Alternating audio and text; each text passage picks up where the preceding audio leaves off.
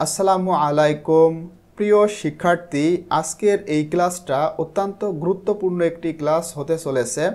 তোমরা যারা নবম শ্রেণীতে রয়েছো, তোমাদের ইংলিশ পরীক্ষার স্যাম্পল কোয়েশ্চেন নিয়ে আজকের এই ভিডিওটা।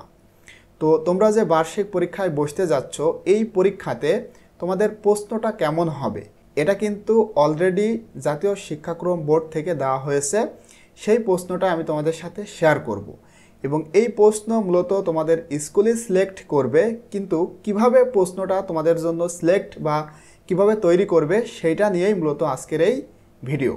সুতরাং এই ভিডিও দেখলে তোমরা হুবহু বুঝতে পারবা তোমাদের কি ধরনের প্রশ্ন দেওয়া হবে।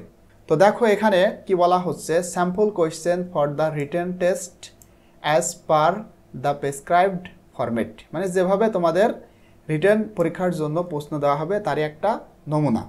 এখানে দেখো বার্ষিক পরীক্ষা 2024-এর জন্য sample question, subject English, grade 9 মানে ক্লাস 9-এর জন্য। তো এখানে তোমাদের টাইমটা হবে 3 আওয়ার্স, মানে 3 ঘন্টা সময় দেওয়া হবে এবং মার্কস হচ্ছে 100, মানে 100 মার্কের পরীক্ষা, 3 ঘন্টা সময়। তো প্রশ্নটা একটু ভালোভাবে তোমরা দেখো।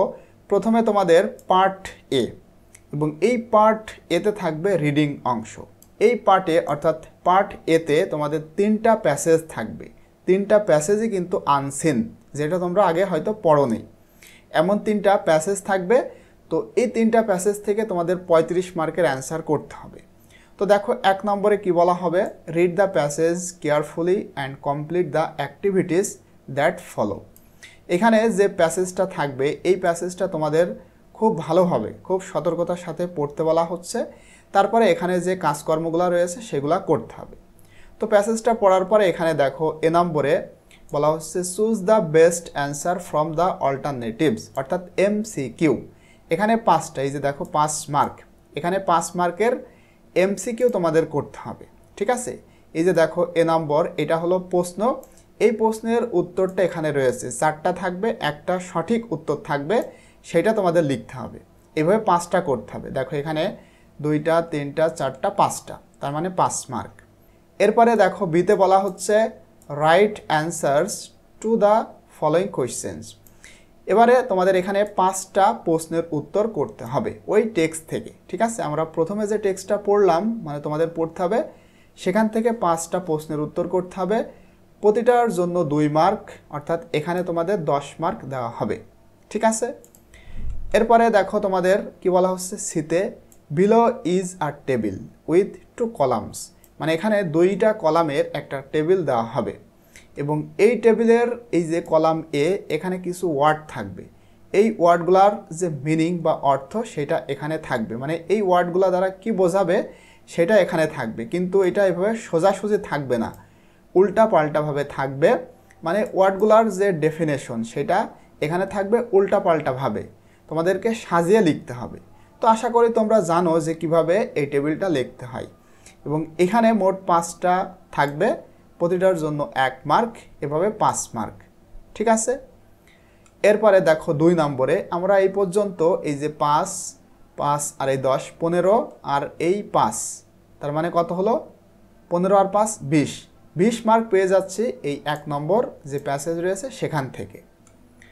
এরপরে তোমরা চলে আসো তোমাদের 2 নম্বর যে টেক্সট, বা এখানে 2 নম্বরে কি বলা হচ্ছে দেখো, read the following conversation and complete the activity that follows. এইখানে তোমাদের একটা টেক্সট দেওয়া হবে, সেটা হতে পারে কনভারসেশন কিংবা কোনো একটা টেক্সট। তো সেইটা তোমাদের পড়তে হবে, তারপরে এখানে যে কাজকর্ম রয়েছে সেটা সম্পূর্ণ করতে হবে।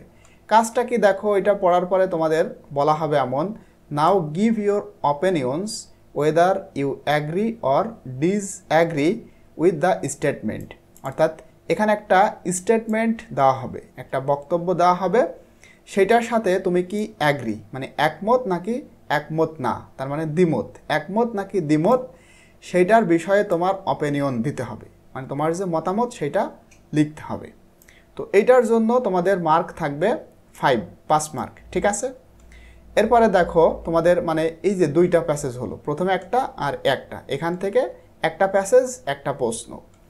পরে 3 নম্বরে দেখো read the following text on cyber crime. এখানে একটা টেক্সট তোমাদের দেওয়া হবে, কোনো একটা বিষয়ের ওপর টেক্সট থাকবে, সেই টেক্সটটা তোমাদের পড়তে বলা হবে। Then complete the activities that follow, তারপরে এখানে যে কাজকর্ম সেটা সম্পূর্ণ করতে হবে। অর্থাৎ এই যে দেখো এইভাবে তোমাদের একটা টেক্সট মানে টেবিল দেওয়া হবে, বলা হবে যে complete the following table writing effect and preventive measures in respective columns. 3টা কলাম থাকবে। প্রথমে কজ, এখানে কিছু কারণ দেওয়া হয়েছে, মানে এটা দেওয়া হবে, এই কারণের ইফেক্ট বা ফলাফল তোমাদের এখানে লিখতে হবে। তারপরে প্রিভেন্টিভ মেজার্স, এবং এই কারণগুলা কিভাবে প্রতিরোধ করা যায় তার সমাধান তোমাদের এখানে লিখতে হবে। তো এইটা করলে তোমাদের মার্ক হবে 10। 5টা আইটেম রয়েছে, প্রতিটার জন্য 2 করে, মোট 10 মার্ক। তার মানে এই পর্যন্ত ছিল আমাদের পার্ট এ। এই পর্যন্ত এখানে কিন্তু 35 মার্ক আমরা পেয়ে গেলাম। এখানে তোমরা একটু দেখো, এই যে 10 মার্ক, আবার এখানে রয়েছে এই যে 5, তাহলে 10 আর 5 কত হলো? 15। এখানে দেখো 15 আর 5 20, 20 আর 10 30, আর এই 5 35। পার্ট এতে আমরা 35 মার্ক পেয়ে গেলাম। ঠিক আছে, এরপরে দেখো পার্ট বি। এটা হলো অ্যাপ্রিসিয়েটিং পোয়েট্রি, মানে কবিতাকে প্রশংসা করা। তো পার্ট বি এ তোমাদের বলা হবে 4 নম্বরে, read the following poem and do the activities that follow. এখানে একটা কবিতা দেওয়া হবে, সেইটা তোমাদের পড়তে বলা হবে, এবং এই কবিতার পড়ার পরে তোমাদের যে কাজকর্ম সেটা করতে হবে। অর্থাৎ কবিতাটা তোমরা সুন্দরভাবে পড়বা। তারপরে এ নম্বরে বলা হবে অ্যান্সার দ্য ফলোয়িং কোয়েশ্চেন্স। এখানে 5টা প্রশ্ন থাকবে, তোমাদের এই 5টা প্রশ্নের উত্তর করতে হবে, এবং প্রতিটার জন্য 2 মার্ক করে, মোট 10 মার্ক। ঠিক আছে, এটা হলো পার্ট বি এ। এরপরে বিতে বলা হবে রিড দ্য পোয়েম এগেইন, মানে এই যে উপরে একটা কবিতা থাকবে, এই কবিতাটা তোমাদেরকে আবার পড়তে বলা হবে। অ্যান্ড আইডেন্টিফাই 3 মেটাফোর্স, এবং শনাক্তকরণ করতে হবে 3টা মেটাফোর অ্যান্ড 2 সিমিলিস, এবং 2টা simile used in the poem, যেটা এই কবিতাতে ব্যবহৃত হয়েছে। মানে উপরে যে কবিতা থাকবে সেই কবিতাতে তোমাদের 3টা মেটাফোর্স এবং 2টা সিমিলি শনাক্তকরণ করতে হবে। এইখানে যে 3টা মেটাফোর্স এবং 2টা সিমিলি আইডেন্টিফাই করতে হবে, বিষয়টা কিন্তু এমন না। বলতে পারে যে 2 মেটাফোর্স অ্যান্ড 2 সিমিলিস অ্যান্ড 1 ইমাজারি, যে কোনোভাবে তোমাদের আইডেন্টিফাই করতে বলা হতে পারে। অর্থাৎ মেটাফোর্স, সিমিলি এবং ইমাজারি, এই 3টা বিষয় তোমরা একটু ভালোভাবে বুঝবে, তাহলে যেটাই বলুক না কেন তোমরা কিন্তু পারবে।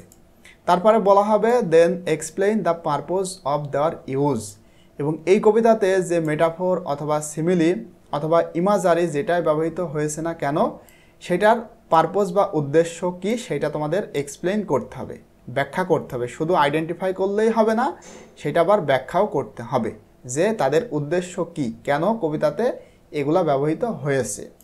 এবং এইখানে দেখো এই যে মোট 5টা আইটেম, অর্থাৎ 3টা মেটাফোর, 2টা সিমিলি, 5টা আইটেমের জন্য মানে প্রতিটার জন্য 2 মার্ক করে 10 মার্ক। ঠিক আছে, তো এরপরে তোমাদের দেখো সিতে বলা হবে রিড দ্য পোয়েম এগেইন, ওই কবিতা আবার পড়ো, অ্যান্ড এক্সপ্রেস ইউর ফিলিংস, তোমার অনুভূতিটা এক্সপ্রেস করো মানে প্রকাশ করো। আবার বলতে পারে ওই কবিতার থিম লিখো, বলতে পারে ওই কবিতার আইডিয়া লিখো, যেটাই বলুক না কেন তোমরা সেটা লিখতে পারবা। এবং এইটার জন্য তোমাদের মার্ক হবে 10। ঠিক আছে, 10 মার্ক। তার মানে এখান থেকে আমরা পেয়ে গেলাম কত মার্ক? 10, 10, 20 এবং এই 10, 30। আমরা কিন্তু পার্ট বি থেকে 30 মার্ক পেয়ে গেলাম। ঠিক আছে, এরপরে দেখো ফাইনালি পার্ট সি, এটা হবে রাইটিং পার্ট মানে লিখিত অংশ। এখানে তোমাদের কি বলা হবে 5 নম্বরে, দেখো এখানে কিছু বলা হবে, মানে কোনো একটা বিষয়ের ওপরে তোমাদের প্যারাগ্রাফ লিখতে বলা হবে। কোনো একটা কিছু বলা হবে, এইভাবে বলার পরে তোমাদেরকে এখানে বলা হবে নাও রাইট আ প্যারাগ্রাফ অন, মানে এই যে এই ব্র্যাকেট থেকে এই পর্যন্ত একটা প্যারাগ্রাফ তোমাদের দেওয়া হবে, সেইটার ওপরে তোমাদের প্যারাগ্রাফ লিখতে বলা হবে। এই যে এখানে দেওয়া হয়েছে the significance of the cultural heritage of Bangladesh, মানে বাংলাদেশের সাংস্কৃতিক ঐতিহ্যের যে তাৎপর্য সেইটার উপরে প্যারাগ্রাফ লিখো। এবং এই প্যারাগ্রাফটা তোমরা কিভাবে লিখবা তার কিন্তু মানে একটা ক্লু তোমাদেরকে দেওয়া হয়েছে, যে এইটা লেখার জন্য দেখো বলা হচ্ছে your paragraph should start with the topic sentence, অবশ্যই তোমার প্যারাগ্রাফটা শুরু করা উচিত একটা টপিক সেন্টেন্স দিয়ে। এরপরে the paragraph should focus on a single idea or theme, প্যারাগ্রাফটাকে ফোকাস করা উচিত একটা একক ধারণা অথবা থিমের ওপরে। The paragraph should flow logically from one idea to the text. মানে প্যারাগ্রাফটা যৌক্তিকভাবে মানে একটার পর একটা আইডিয়া যেটা মূলত এই প্যারাগ্রাফের সাথে সম্পর্কিত এমন একটা ফ্লোতে লিখতে হবে। লজিক্যালি একটার পর একটা আইডিয়া নিয়ে আসতে হবে। ইনক্লুড স্পেসিফিক ডিটেলস, এবং এখানে নির্দিষ্ট ডিটেলস যুক্ত করতে হবে রেদার দ্যান কিসের পরিবর্তে, ভেগ মানে অস্পষ্ট, অর জেনারেল স্টেটমেন্ট সাধারণ আইডিয়া অথবা অস্পষ্ট কোনো কিছু বলার থেকে স্পেসিফিকভাবে তোমাদের কিছু বলতে হবে। এইভাবে করে কিন্তু তোমাদের প্যারাগ্রাফটা লিখতে হবে। এরপরে দেখো 6 নম্বরে তোমাদের কি কাজ। 6 নম্বরে বলা হবে দ্য ভেন ডায়াগ্রাম, মানে একটা ভেন ডায়াগ্রাম থাকবে। বিলো শোজ মোর সিমিলারিটিস, যেটা দেখায় সাম সিমিলারিটিস কিছু মিল, সাম ডিসসিমিলারিটিস কিছু অমিল, অ্যান্ড সাম কমন ফিচার্স এবং কিছু সাধারণ বৈশিষ্ট্য between the garment sector and the IT sector of Bangladesh. এবং কোন দুইটা জিনিসের মধ্যে, বাংলাদেশের গার্মেন্ট সেক্টর অথবা আইটি সেক্টরের মধ্যে যে সমস্ত মিল রয়েছে, যে সমস্ত অমিল রয়েছে এবং কিছু সাধারণ বৈশিষ্ট্য একই জিনিস রয়েছে, মানে দুইটার মধ্যে রয়েছে এমন জিনিসের মধ্যে একটা ভেন ডায়াগ্রাম এখানে দেওয়া হয়েছে। এখন বলা হচ্ছে যে now write an essay describing the Venn diagram is, আচ্ছা এখানে ইন রয়েছে কিন্তু ইজ হবে, is not more than 250 words, মানে 250টা ওয়ার্ডের বেশি না হলেও হবে। 250 ওয়ার্ডের নিচে তোমাদের একটা এসে লিখতে হবে ওই ভেন ডায়াগ্রামকে ডেসক্রাইব করে, মানে বর্ণনা করে, ঠিক আছে। এবং এখানে তোমাদের যেটা দেওয়া হবে মানে এইটাই দেওয়া থাকবে এমন কিন্তু না, এখানে যে কোনো একটা কিছু বিষয়ের উপরে থাকবে। তো এখানে তোমরা যখন লিখবা তখন কিছু জিনিস তোমাদের ফলো করতে বলা হচ্ছে। You should follow the instructions below, নিচে যে নির্দেশনাগুলো রয়েছে এগুলা অনুসরণ করা উচিত তোমার। কিভাবে দেখো, start with an engaging sentence to grab the reader's attention, মানে পাঠকদের মনোযোগ ধরে রাখতে তোমাদের এটা শুরু করতে হবে এনগেজিং সেন্টেন্স দিয়ে, তার মানে কোনো কিছু যুক্ত সেন্টেন্স দিয়ে যেটা পাঠকদের মনকে আকৃষ্ট করবে। এরপরে ইউজ 3 বডি প্যারাগ্রাফস, 3টা বডি প্যারাগ্রাফ ব্যবহার করতে হবে। ইউজ স্পেসিফিক এক্সাম্পলস, কিছু নির্দিষ্ট উদাহরণ, কিছু ফ্যাক্টস, কিছু কোটস ব্যবহার করতে হবে। কেন? টু সাপোর্ট ইওর পয়েন্টস, তোমার পয়েন্টকে সহায়ক করতে বা সাপোর্ট করতে। এরপরে briefly recap the main points of comparison and contrast you covered in the body paragraphs, মানে বডি প্যারাগ্রাফের মধ্যে তুমি যে সমস্ত কম্পেয়ার এবং কন্ট্রাস্ট করেছো সেই পয়েন্টগুলোকে সংক্ষেপে বলতে হবে বা লিখতে হবে। তো এইভাবে করে কিন্তু তোমাদের লিখতে হবে একটা কম্পেয়ার এবং কন্ট্রাস্ট এসে, এবং সেইটার মার্ক হবে 15, তার মানে 15, ঠিক আছে।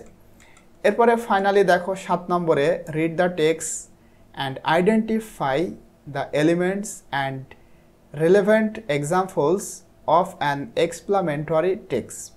তোমাদেরকে এখানে একটা টেক্সট দেওয়া হবে, সেই টেক্সটটা পড়তে বলা হবে এবং শনাক্তকরণ করতে বলা হবে এলিমেন্টস উপাদান, অ্যান্ড রিলেভেন্ট এক্সাম্পলস এবং প্রাসঙ্গিক কিছু উদাহরণ অফ অ্যান এক্সপ্লামেন্টরি টেক্সট, ওই এক্সপ্লামেন্টরি টেক্সটের, মানে এখানে যে টেক্সটটা রয়েছে এই টেক্সটের কিছু এলিমেন্টস মানে উপাদান এবং প্রাসঙ্গিক কিছু উদাহরণ তোমাদের আইডেন্টিফাই করতে হবে। দেন ফিল আপ ফলোয়িং গ্রিড, তারপরে এখানে একটা টেবিল থাকবে সেটা তোমাদের কি করতে হবে, পূরণ করতে হবে। 1 ইজ ডান ফর ইউ, এবং একটা তোমার জন্য করে দেওয়া হবে। তো তোমরা এটা পড়বা, পড়ার পরে এখানে দেখো টেবিল থাকবে এইভাবে।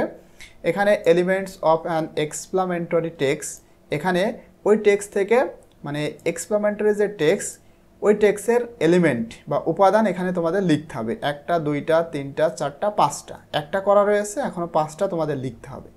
আর এখানে লিখতে হবে এক্সাম্পলস ইন দ্য টেক্সট, ওই টেক্সট থেকে এই যে উপাদানগুলো তোমরা লিখবা তার উদাহরণ, ঠিক আছে। তার মানে এখানে কিন্তু তোমরা পেয়ে যাচ্ছ 5টার জন্য 10 মার্ক। তার মানে এইভাবে করে তোমরা কিন্তু পার্ট সিতেও 35 মার্ক পেয়ে যাচ্ছ, অর্থাৎ এই যে 10, তারপরে এখানে রয়েছে 15, তার মানে 25, আর এখানে রয়েছে 10, তার মানে কত হলো 35। মোট এইভাবে 100 মার্কের পরীক্ষা কিন্তু তোমাদের দিতে হবে। সুতরাং অবশ্যই অত্যন্ত সুন্দরভাবে তোমরা পড়াশোনা করো, পড়াশোনার বিকল্প আর কোনো কিছু নাই, ঠিক আছে, ভালো রেজাল্ট করতে হলে ভালো ফলাফলের জন্য তোমাদের খুবই সুন্দরভাবে একেবারে মনোযোগ সহকারে পড়াশোনা করতে হবে এবং সেই অনুযায়ী যথেষ্ট পরিমাণে প্র্যাকটিস করবা। সো আজকের এই ভিডিওটি এই পর্যন্তই। ইনশাল্লাহ পরবর্তীতে আমি তোমাদের সাথে তোমাদের সাজেশন নিয়ে আলোচনা করব যে কোন কোন প্রশ্নগুলো থাকতে পারে, কোন প্যারাগ্রাফ থাকতে পারে। সুতরাং অবশ্যই তোমরা যারা এখনও আমাদের এই চ্যানেলটি সাবস্ক্রাইব করোনি, অবশ্যই আমাদের এই চ্যানেলটি সাবস্ক্রাইব করে পাশে থাকা বেল আইকনটি অন করে রাখবা। তাহলে যখনই আমরা নতুন কোনো ভিডিও আপলোড করব সঙ্গে সঙ্গেই তোমরা সেটা পেয়ে যাবা।